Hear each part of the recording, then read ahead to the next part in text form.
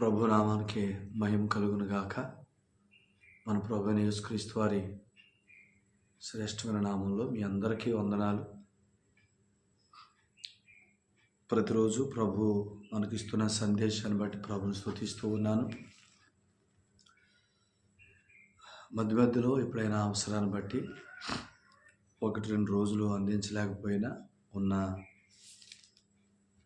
పరిస్థితులు బట్టి మీకు సాధ్యమైనంత వరకు దేవుని వాక్యాన్ని అందించగలగటానికి ప్రభు సహాయం చేస్తున్నారు. అలాగనే మనందరం కలిసి వాక్యాన్ని వింటూ జీవించడానికి ప్రభు కృప చూపిస్తున్నారు. అందుకే ప్రభువుని స్తుతిస్తూ ఉన్నాను. హెబ్రీయులకు రాసిన పత్రిక 12వ అధ్యాయంలో 15వ వచనాన్ని మనం చదువుకుందాం. చూడండి. మీలో ఎవడైనను దేవుని కృపను పొందకుండా తప్పిపోవునేమో అనియు, చేదైన వేరు ఏదైనను మొలిచి కలవరపరచుట వలన అనేకులు అపవిత్రులైపోదురేమో అనియు, ఒక పూట కూటి కొరకు తన జ్యేష్ఠత్వపు హక్కును అమ్మివేసిన ఏసావు వంటి భ్రష్టుడైనను వ్యభిచారియను ఉండునేమో అనియు జాగ్రత్తగా చూచుకొనండి. ఏసావు ఆ తరువాత ఆశీర్వాదం పొందగోరి కన్నీళ్లు విడుచుచు దానికోసరము శ్రద్ధతో వెదికినను మారు మనసు పొంద అవకాశము దొరకక విసర్జింపబడినని మీరు ఎరుగుదురు. ప్రార్థన చేద్దాం. పరిశుద్ధుడైన తండ్రి, ప్రేమమయుడైన దేవుని మీకు వందనాలు. ప్రేమించి ఇచ్చిన సమయాన్ని బట్టి మీరు స్తుతిస్తూ ఉన్నా, మాతో మాట్లాడమని మహిమ పొందమని యేసుక్రీస్తు వారి పేరట స్తోత్రములు చెల్లించి ప్రార్థన చేస్తున్నాను. ప్రియ పరలోకపు తండ్రి, ఆమేన్. ప్రభునందు ప్రియులారా, మనం హెబ్రీయులకు రాసిన పత్రిక 12వ అధ్యాయం 15 నుంచి 3 వచనాలు చదువుకున్నాం. 15, 16, 17. ఈ వచనాల్లో 15వ వచనంలో ఉన్న భాగం ఏంటి అని అంటే, చేదైన వేరు ఏదైనా ఒకటి మొలిచి దేవుని కృపను పొందకుండా అనేకులు అపవిత్రులు అయిపోతారేమో అని జాగ్రత్తగా ఉండండి అని చెప్తున్నాడు. 16వ వచనం చివరిలో జాగ్రత్తగా ఉండండి. చేదైన వేరు అని అంటే ఇలా చెప్పుకుందాం. ఇప్పుడు విశ్వాసి అనంటే నీతిమంతుడు. నీతిమంతుడు విశ్వాస మూలంగా జీవించును అనేది జీవితం. ఈ రెండిట్లో ఏది ప్రాముఖ్యం అనంటే, యేసుప్రభునందు విశ్వాసం నుంచి నీతిమంతుడిగా తీర్చబడటం ప్రాముఖ్యమే. కానీ ఇప్పుడు మీకు ఒక సంగతి అర్థమైతే ఈ రెండిట్లో ఏది గొప్ప సంగతో మీరే చెప్తారు. యోహాను రాసిన మొదటి పత్రిక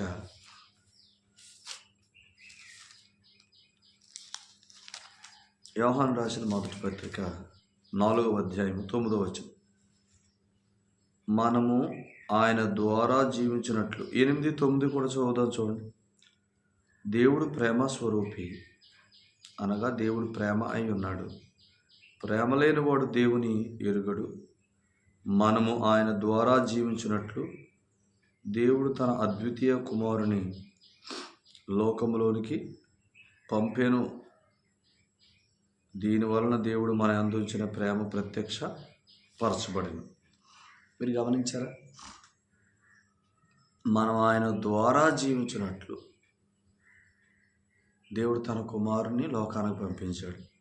సో ఇప్పుడు వరకు మనం ఒకటి విన్నాం, ఒక సంగతి విన్నాం. ఇప్పుడు దాన్ని కొంచెం మెచ్యూర్డ్ లెవెల్లో, ఎలా అంటే యేసుప్రభుని నమ్ముకున్నాను, నేను నీతిమంతుడిని అనే దగ్గరికి అది ఆగిపోవాల్సింది.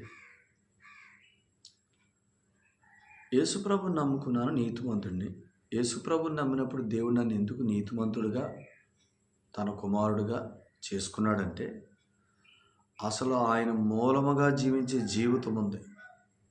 మనం ఆయన ద్వారా జీవించినట్లు లేదా ఆయన మూలంగా జీవించినట్లు దేవుడు తన కుమారుని పంపించాడు. మీరు పాయింట్ పట్టుకోండి. అంటే దేవుని కుమారుడు ఈ లోకానికి వచ్చింది ఎందుకనంటే మనల్ని దేవుని మూలంగా జీవింపజేయటానికి. దేవుని మూలంగా జీవింపజేయటానికి అంటే దేవుని ఉద్దేశం ఏంటంటే ఆయన మూలంగా జీవించుట అనే జీవితంలోకి మనందరినీ ప్రవేశపెట్టాలి. ఆ జీవితం ఉంది కాబట్టే యేసుక్రీస్తు ప్రభువారు వచ్చాడు. ఆయన దేవుడు, ఆయన మన కొరకు సిలువలో ఒక గొప్ప కార్యం చేశాడు. ఎందుకు అనంటే నన్ను పాపాలు క్షమించి నన్ను నీతిమంతుడిగా చేసి పరలోకానికి చేర్చడం కాదు, ఆయన మూలంగా కలిగే జీవంలోనికి మనందరినీ ప్రవేశపెట్టడం కొరకు యేసు ప్రభువుని పంపించాడు.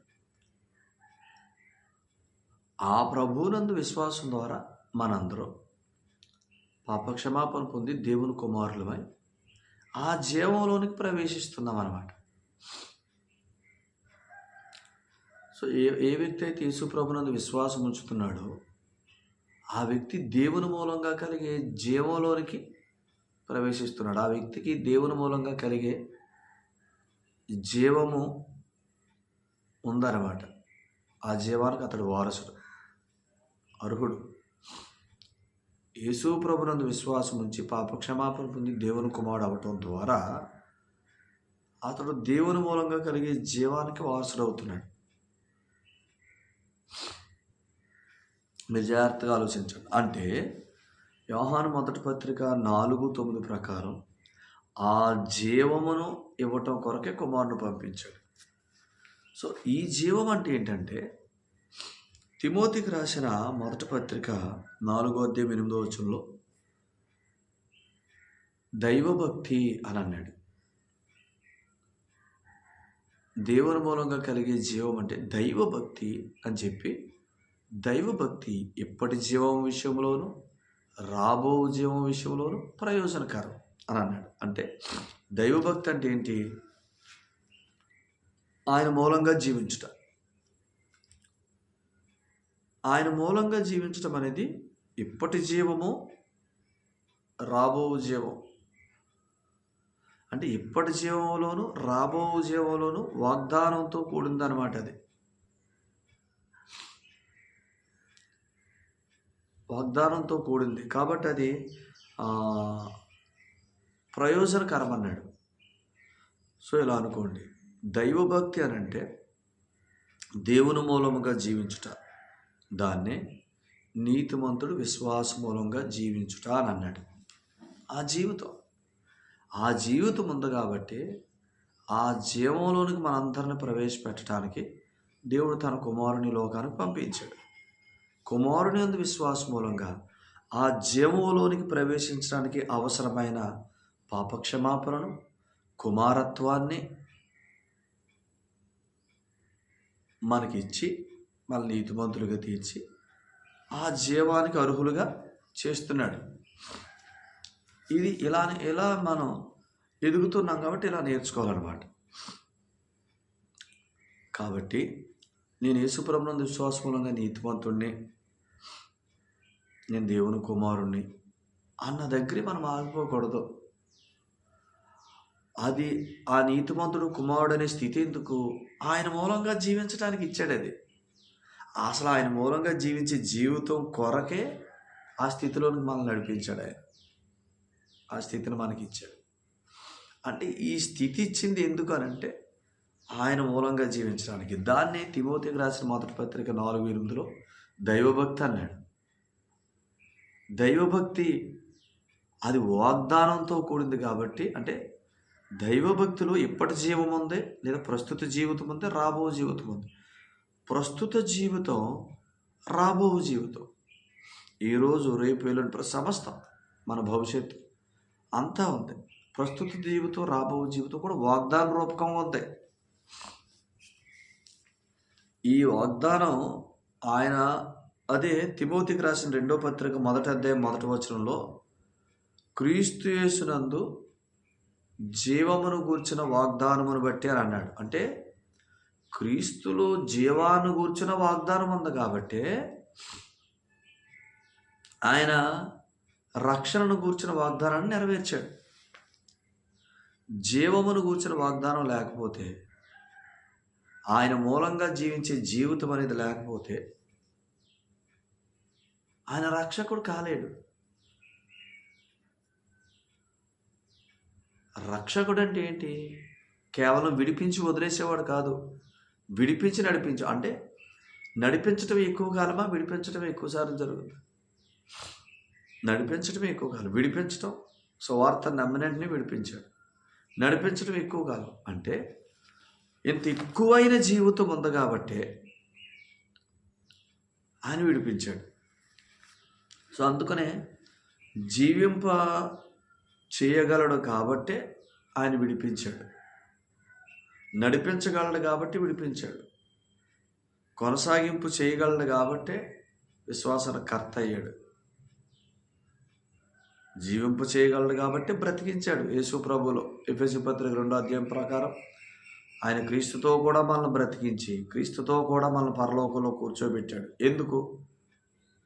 అక్కడే చెప్పాడు ఎఫెసీ పత్రిక 2:6లో తన అత్యధికమైన కృపా మహదైశ్వర్యాన్ని మనకు కనపరచడానికి రాబోయే యుగములు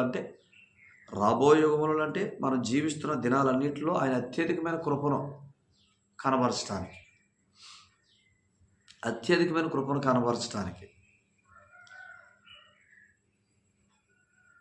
అందుకని అత్యధికమైన కృప అంటే జీవింపచేయు కృప. ఆ జీవములో ప్రస్తుత జీవితం, రాబో జీవితం అన్నీ ఉన్నాయి. అందుకని విశ్వాసి లేదా నీతిమంతుడు విశ్వాస మూలంగా జీవించుట అనేది చాలా ప్రాముఖ్యమైన సంగతి. ఇప్పుడు దైవభక్తి అని అంటే అది విశ్వాస మూలంగా జీవించే విధానం. ఈ విశ్వాస మూలంగా జీవించట్లో ప్రస్తుత జీవము, రాబో జీవము. ప్రస్తుత జీవము, రాబో జీవం అంటే నీ ప్రస్తుతము, నీ భవిష్యత్తు. నీ ప్రస్తుతము, నీ భవిష్యత్తు రెండు మాట్లాడతాడు ఆయన. అప్పుడు ఈ రోజు కొరకు నువ్వు బెంగపడక్కర్లా, రేపటి కొరకు కూడా బెంగపడక్కర్లా. అందుకని ఏమన్నాడు ఆయన? దీనిని గూర్చి చింతపడకుడి అని అన్నాడు. రేపు దాని సంగతులు అదే చూసుకుంటుందని అన్నాడు. 2 మాటలు అన్నాడు ఆయన. దేన్ని గూర్చి చింతపడొద్దు. ఈరోజు చింతపడొద్దు, రేపు చింతపడొద్దు. ఎందుకు? మీరు దైవభక్తిలో సాధకం చేయబడండి. దైవభక్తి అంటే ఏంటి?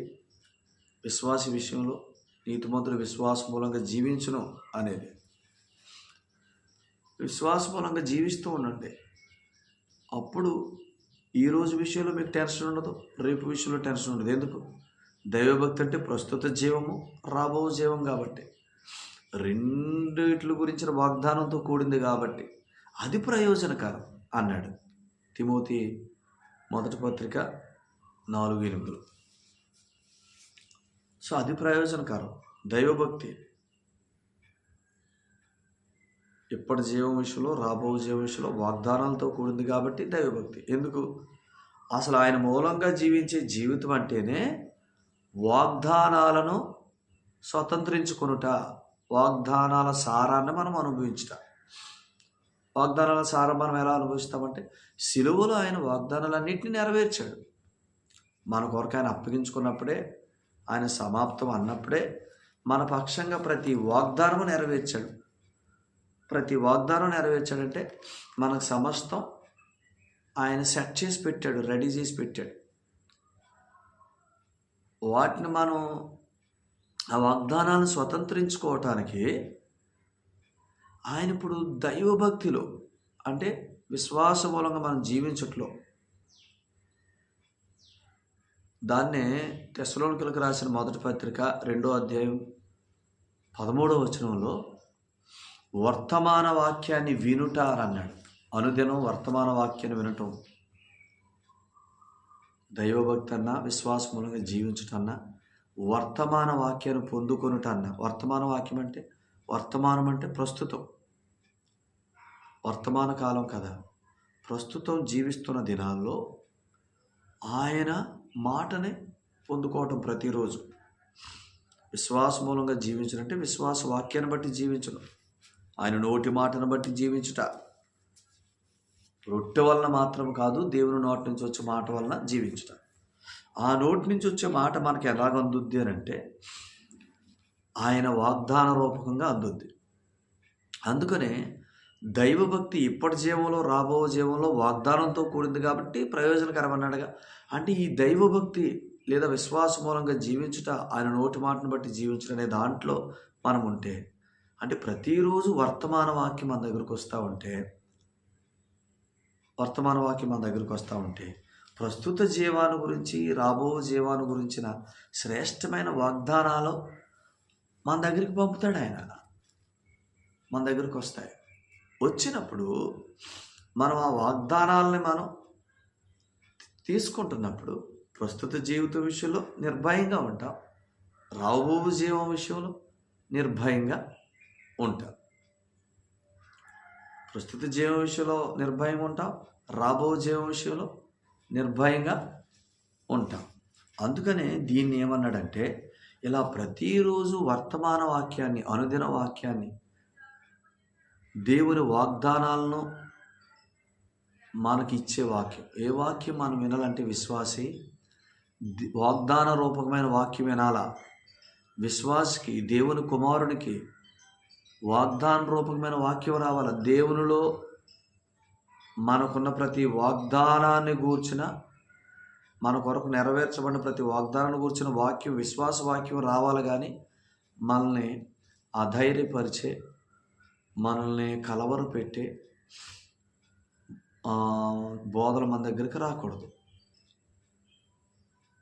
సో అందుకనే నువ్వు దేవుని కుమారుడివి కాబట్టి నీకు వాగ్దాన రూపకమైన జీవం ఉంది.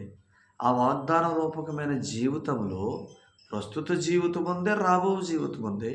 సో ఈ ప్రస్తుత జీవితం కొరకు, రాబో జీవితం కొరకు దేవుడు సిలువలో తాను సమాప్తమని పని ముగించినప్పుడే వాగ్దానాలన్నీ నెరవేర్చాడు. సో ఈ ప్రస్తుత జీవంలోను, రాబో జీవంలోను, ఈ దినాలన్నిటిలోనూ ప్రతి వాగ్దానాన్ని నువ్వు స్వతంత్రించుకున్నట్లుగా ప్రతిరోజు నీ దగ్గరికి వాగ్దానం రావాలా. వాగ్దాన రూపకమైన వర్తమాన వాక్యం రావాలా. దేవుని మూలంగా కలిగే జీవానికి వారసుడు. ఆ జీవం వాగ్దానం చేయబడిన జీవం. ఆ వాగ్దానం చేయబడిన జీవంలో ప్రవేశించిన మనకి ప్రస్తుత జీవం, రాబో జీవం రెండు ఉన్నాయి. రెండు వాగ్దానంతో కూడినవే. ఈ రెండు కూడా దైవభక్తి ద్వారా సాధ్యం. దైవభక్తి అని అంటే మనము చేసే ఏవేవో కాదు. దైవభక్తి అంటే అనుదినము వర్తమాన వాక్యాన్ని పొందుకుంటూ విశ్వాసమూలంగా జీవించుట. విశ్వాసమూలంగా జీవిస్తే విశ్వాసకి ఏమి రావాలా? విశ్వాస దగ్గరికి ఏ వాక్యం రావాలా? నువ్వు దేవుని కుమారుడివి, నువ్వు నీతిమంతుడు కాబట్టి ఇదిగో ఈ వాగ్దానాలు అనే వాగ్దాన రూపకమైన వాక్యం రావాలి. ఆ వాగ్దానాల ద్వారా ప్రస్తుత జీవితం విషయంలోనూ, రాబో జీవితం విషయంలోనూ విశ్వాసం ఏం చెందకూడదు, ఏ విషయంలో చింతపడకూడదు, కలవరం చెందకూడదు, అధైర్యపడకూడదు, నిర్భయంగా జీవించాలి. అలాగ రావాలి వాక్యం. అందుకనే అలా వాక్యం రాలేదనుకోండి, నేను దేవుని కుమారుని కాదని, నేను నీతిమంతుడు కాదని నన్ను భ్రమ పెట్టే వాక్యాలు నా దగ్గరకు వస్తున్నాయి అనుకోండి. యేసుప్రభుని నమ్మిన వారు పరిశుద్ధులు, నీతిమంతులు, దేవుని కుమారులు. అది స్థితి. ఆ స్థితిని మనకి ఇచ్చి ఆయన మూలంగా కలిగే జీవంలో ప్రవేశపెట్టాడు. ఆ జీవాన్ని అనుభవించడానికి అనుదినం ఆయన తన ఆత్మ ద్వారా మనకు సందేశం ఇస్తున్నాడు. సో దీన్ని ఏమన్నాడంటే, అనుదినము ఆయన సందేశాన్ని పొందుకుంటూ ఆ జీవాన్ని అనుభవించడాన్ని కృపలో నిలిచిండుట అని అన్నాడు. రోమపత్రిక 5వ అధ్యాయం మొదటి 2 వచనాలు మనం చదువుకుంటే, మీరు విశ్వాస మూలంగా నీతిమంతులు అయ్యారు. ఎందుకు అని అంటే కృపలోకి ప్రవేశించడానికి, ఆ కృపలో నిలిచి ఉండటానికి అని అన్నాడు. కృపలోకి ప్రవేశించడం అంటే ఏంటి? వాగ్దాన రూపమైన జీవంలో ప్రవేశించావు నీతిమంతులు అవ్వటం ద్వారా. నీతిమంతులు అనేది ఒక స్థితి. ఆ స్థితి ద్వారా కృపలో ప్రవేశించావు. కృప అంటే దేవుని మూలంగా కలిగి జీవంలోనికి. ఆ జీవంలో ఎల్లప్పుడూ నిలిచి ఉండాలి. మనం ఆ జీవాన్ని ఎల్లప్పుడూ పొందుకోవాలి.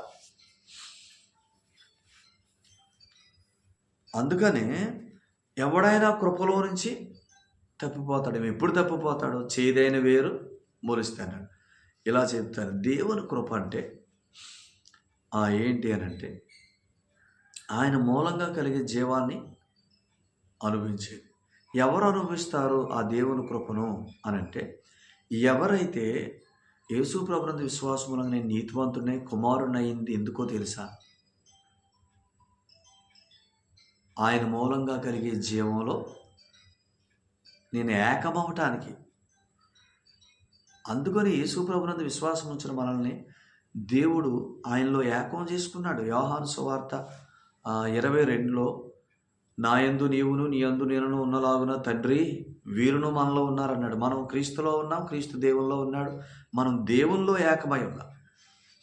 అంటే దేవుని మూలంగా కలిగే జీవానికి మనం వారసులు. అందుకనే దేవుని మూలంగా కలిగే జీవంలోనికి మనం ప్రవేశపెట్టాడనమాట. సో ఆ జీవాన్ని మనం మిస్ అవ్వకూడదు. ఆ జీవం ప్రతిరోజు పొందాలంటే దైవభక్తి అంటే విశ్వాస మూలంగా జీవించడం. ఇప్పుడు ఇలా పట్టుకోండి, అసలు మనకి ఆ జీవంలోనికి ప్రవేశపెట్టడానికి మనకి స్థితి ఇచ్చాడు కదా. నీతిమంతులు దేవుని కుమారులు అనే స్థితి, పరిశుద్ధులనే స్థితి. ఆ స్థితి ద్వారా జీవంలోనికి ప్రవేశపెట్టిన దేవుడు ఆ జీవాలు అనుభవించడానికి జీవింపచేయు ఆత్మను మనలో ఉంచాడు. మనలో ఉన్న పరిశుద్ధాత్మను ఎవరంటే జీవమిచ్చు ఆత్మ. రోమపత్రిక 8:2. 8:1 ఏ శిక్షావిధి లేని వారు అంటే వారు నీతిమంతులు, పరిశుద్ధులు కాబట్టి వారు దేవుని మూలంగా జీవించే జీవానికి అర్హులు. ఆ జీవం ప్రతిరోజు అనుభవించినట్లుగా ఏం చేశాడు? జీవమిచ్చు ఆత్మనిచ్చాడు. చూసారా? ఇప్పుడు ఆలోచన చేయండి. జీవమిచ్చు ఆత్మనిచ్చింది ఎందుకు? అనుదినము ఆత్మ మూలంగా జీవించడానికి, ఆత్మ చెప్పు సంగతుల చేత జీవించడానికి. అంటే ఆత్మ అంటే దేవుని మూలంగా జీవించడానికి. వర్తమాన వాక్యాన్ని పొందుకుంటూ, వాగ్దాన రూపకమైన వాక్యాన్ని పొందుకుంటూ, ఆ వాగ్దాన జీవంలో ప్రతిరోజు మనం ప్రవేశించడానికి, దేవుడు మన కొరకు నెరవేర్చిన ప్రతి వాగ్దానాన్ని ప్రతిరోజు అనుభవించడానికి. ఆరోగ్యం గురించిన వాగ్దానం, ఐశ్వర్యాన్ని గురించిన వాగ్దానం, బిడ్డల గురించిన వాగ్దానం, కుటుంబాన్ని గురించిన వాగ్దానం, ఆత్మను గురించిన లేదా ఆత్మీయ విషయాలను గురించిన వాగ్దానం, వీటన్నిటిని అనుదినం మనం అనుభవిస్తూ జీవించడానికి. దీన్నే ప్రతిరోజు దైవభక్తి చేత అంటే విశ్వాస మూలంగా మనకి ఇవ్వబడిన జీవింపచేయు ఆత్మ యొక్క సంగతులను బట్టి మనం జీవించినప్పుడు కృపలో నుంచి తొలగిపోవుట అని అన్నాడు. దాన్ని కృపలో నుంచి తొలగిపోవుట. ఆత్మ చెప్పుచున్న సంగతులతో మనం జీవించట్లేదంటే ఖచ్చితంగా మనం శరీరంతో జీవిస్తాం. శరీరంతో జీవిస్తే శరీరంలో ఉన్న పాపేచ్ఛలు నెరవేరుతాయి, లేదా శరీరంలో శరీర కార్యాలు కనబడతాయి. మనకు పరిశుద్ధాత్మని ఇచ్చింది ఎందుకంటే పరిశుద్ధతను ఫలిస్తూ జీవించడానికి, ఆయన మూలంగా కలిగే జీవంలోనికి ప్రవేశించడానికి. ఆయన మూలంగా కలిగే జీవంలో ఎవరైతే ఎక్కువగా ఉంటారో వారు పరిశుద్ధతను ఫలిస్తున్నారు. ఎందుకంటే వారు ఆత్మచేత నడిపించబడుతున్నారు, దేవుని మూలంగా జీవిస్తున్నారు. ఎవరైతే దైవభక్తి విషయంలో నిర్లక్ష్యం ఉంటారో, జీవింపచేయు ఆత్మ యొక్క సంగతులను బట్టి జీవించకుండా మనం జీవించడానికి ఆయన ఇచ్చిన పరిశుద్ధాత్మని నడిపింపులో లేకుండా ఉంటారో వారు ఖచ్చితంగా పరిశుద్ధాత్మ నడిపింపులో లేని విశ్వాసి ఖచ్చితంగా శరీరాన్ని బట్టి జీవిస్తాడు. శరీరాన్ని బట్టి జీవిస్తే శరీర కార్యాలు స్పష్టమవుతాయి. గలతీ 5:19 ప్రకారం. అదే ఆత్మానుసారంగా జీవిస్తే ఈ దేహముతో దేవుని ఘనపరుస్తాం, శరీర కార్యాలు జయిస్తాం. ఎందుకు అనంటే ఆత్మను ఎందుకు పరిశుద్ధాత్మను మనకి ఇచ్చాడు? ఆ ఆత్మ ద్వారా నడిపించబడుతూ ఆత్మ చెప్పు సంగతుల ద్వారా దేవుని మూలంగా కలిగే జీవంలోనికి ఎందుకు ప్రవేశించబడాడంటే అనుదినం ఆయన కృపను పొందుకుంటూ దేవుని శక్తి చేత కాపాడబడటానికి, దేవుని కృప చేత కాపాడబడటానికి. మరి ఆత్మను మనం జీవించడానికి ఆయన మనకి ఇచ్చిన పరిశుద్ధాత్మను నిర్లక్ష్యం చేసి ఆత్మ చెప్పు సంగతులతో కాక, వాక్యాన్ని బట్టి కాక స్వబుద్ధి చేత వెళ్తున్నారనుకోండి, వాక్యానికి దూరం అయితే ఖచ్చితంగా అతడు శరీర రీతిన జీవిస్తాడు, శరీరాన్ని ఆస్పదం చేసుకొని జీవిస్తాడు. శరీరాన్ని ఆనుకొని జీవిస్తే శరీర కార్యాలు బయటకు వస్తాయి. శరీరము కేవలము నిష్ప్రయోజనము. శరీరం ఆత్మకును, ఆత్మ శరీరమునకు విరోధము. గలతీ 5:18-17. శరీరము కేవలం నిష్ప్రయోజనము. యోహాను 6:63. అందుకనే యేసుప్రభు నమ్మక ముందు ఈ నిష్ప్రయోజనమైన దానిలో జీవించాం, ఈ విరోధమైన దాంట్లో జీవించాం. ఇప్పుడు క్రీస్తులో జీవించడం కొరకు పరిశుద్ధాత్మని ఇచ్చాడు. అంటే పరిశుద్ధాత్మ చేత మనం జీవించడం, క్రీస్తును అనుసరించి జీవించడం, లేదా విశ్వాస మూలంగా జీవించట, దేవుని నోటి మాటను బట్టి జీవించట. అలా కాకుండా ఆత్మ చెప్పు సంగతులతో కాకుండా, అనుదిన వర్తమానంతో కాకుండా మనం మామూలుగా జీవిస్తే ఆ జీవితంలో శరీరంతో జీవిస్తాం, శరీర కార్యాలు స్పష్టమవుతాయి. దీన్నే కృపలో నుంచి తొలగిపోవటం అని అన్నాడు. కృపలో నుంచి తొలగిపోవటం అంటే దేవుని నోటి మాటను బట్టి కాక స్వబుద్ధిని బట్టి జీవించుట. దీన్నే ఇలా అన్నాడు, ధర్మశాస్త్రమును బట్టి జీవించుట అని అన్నాడు. ధర్మశాస్త్రం బట్టి అంటే శరీరమును బట్టి జీవించే విశ్వాసి కృపలో నుంచి తొలగిపోతాడనమాట. దీని అన్నాడు. అందుకనే చేదైన వేరేదైనా మొలుస్తామంటే ఏంటి చెప్పండి? అనుదినం నేను బ్రతకాల్సింది ఆయన నోటి మాటను బట్టి అనే ఆ ఆత్మ నియమంలో నుంచి, ఆ విశ్వాస నియమంలో నుంచి బయటకు వచ్చి వేరుగా బ్రతకటం, అది చేదైన వేరు మొలవటం. కానీ విశ్వాస ఆయన నోటి మాటను బట్టి బ్రతకాల. అదే వాస్తవ జీవం, అదే వాస్తవ జీవం. విశ్వాస యొక్క వాస్తవ జీవం, విశ్వాస ఆయన నోటి మాటను బట్టి జీవించాలి. దాన్ని అన్నాడు వాగ్దానం చేయబడిన జీవం. ఆ వాగ్దానం చేయబడిన జీవంలో దైవభక్తి అన్నాడు. దైవభక్తిని విశ్వాస మూలంగా జీవించడం. విశ్వాస మూలంగా జీవించడం అంటే వాగ్దాన రూపకమైన జీవానికి వచ్చిన వాగ్దానాలు పొందుకుంటూ జీవించడం. అందులో ప్రస్తుత జీవం, రాబో జీవం ఉంది. కాబట్టి ఇది ప్రయోజనకరం. చేదైన వేరు ఆయన నోటి మాటను బట్టి కాక, మనం స్వనీతిని బట్టి, మన స్వబుద్ధిని బట్టి జీవించుట, దాన్ని ధర్మశాస్త్రాలను బట్టి, పదాజ్ఞలను బట్టి జీవించుటాని అన్నాడు. అది చేదైన వేరుకు మూలం. చేదైన వేరు మొలిస్తే కృపలో నుంచి తొలగిపోతాం. కృపలో నుంచి అంటే, కృపలో నుంచి తొలగిపోవటం అంటే ఆయన మూలంగా కలిగే జీవంలోంచి బయటకు వచ్చేస్తాం. ఆయన మూలంగా కలిగే జీవంలోంచి బయటకు వచ్చేస్తాం అంటే అర్థం ఏంటి? మనం ఆత్మ మూలంగా నడిపించబట్ల. సో కనుక ఈ సంగతులు ఎరగండి. ఆయన మూలంగా కలిగే జీవంలో ఆయన ప్రతి వాగ్దానం ఇస్తాడు. ప్రస్తుత జీవం, రాబో జీవం నిర్భయంగా, ఏ చింత లేకుండా జీవించడానికి నిర్భయమైన జీవితాన్ని ఇస్తాడు. ఎందుకంటే ప్రతి వాగ్దానాన్ని ఆయన నెరవేర్చాడు కాబట్టి.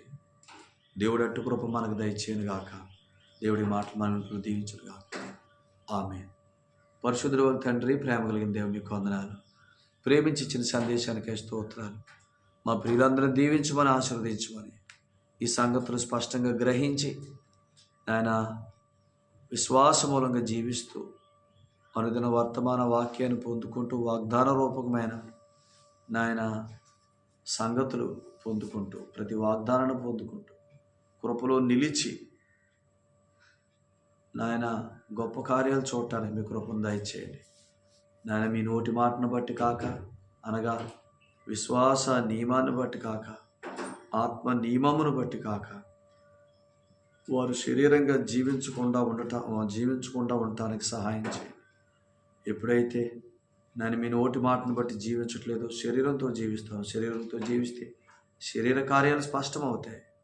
శరీర కార్యాలు కనబడితే నాయన అనగా పాపం చేస్తాం. పాపం చేస్తే నాయన కృపలోంచి తొలగిపోతాం.